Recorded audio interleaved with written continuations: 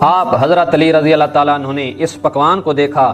اس پکوان میں طرح طرح کے میوے ڈلے ہوئے تھے۔ یہ پکوان انگور کے رس میں بنایا جاتا تھا۔ اس میں شہد، کھجوریں، آٹا اور طرح طرح کے میوے ڈالے جاتے تھے۔ اس وقت یہ امیر لوگوں کی غذا تھی۔ آج ہم بات کریں گے عربین ڈش خبیث کے بارے میں۔ خبیث جو ڈش ہے، اسے سب سے زیادہ سعودی عرب کا جو علاقہ ہے نجد، اس میں بنایا جاتا ہے، اور جو پرشین گولف ملک ہیں یعنی کویت ہو گیا، قطر ہو گیا، عرب امارات ہو گیا، ان میں اسے زیادہ بنایا جاتا ہے۔ اسے زیادہ تر عید کے موقع پر بنایا جاتا ہے، اور یہ ایک میٹھی ڈش ہے۔ اس ڈش میں کھجوریں، شہد، زعفران، اس میں گلاب آرک، آٹا وغیرہ، اور اس میں حسب ضرورت میوے ملائے جاتے ہیں، اور اسے عید کے موقع پر اسپیشل بنایا جاتا ہے، اور عرب اسے بہت پسند کرتے ہیں۔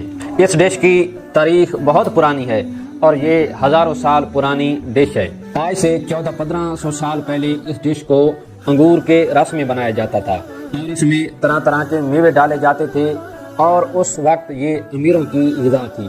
اسے صرف امیر لوگ ہی کھاتے تھے، اور اس وقت عرب اسے اپنے ناشتے میں کھاتے تھے۔ جب حضرت علی رضی اللہ تعالیٰ عنہ کوفے میں آئے اور اپنا دارالحکومت کوفہ بنایا، تو کچھ عرب قبائل آپ کے لیے خبیث بنا کر لائے، اور آپ کے سامنے خبیث ڈش آ کر رکھ دی، اور آپ سے کہا کہ مولا، ہم آپ کے لیے یہ تحفہ لائے ہیں، مولا اسے کھائیے۔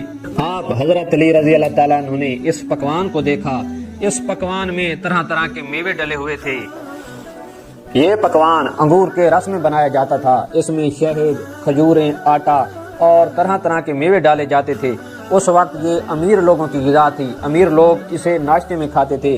تو آپ نے فرمایا کہ میں اس پکوان کو، اس مٹھائی کو نہیں کھاؤں گا، کیونکہ اسے کھانے کی مجھے عادت نہیں، اور میں نہیں چاہتا کہ اسے کھانے کی عادت مجھے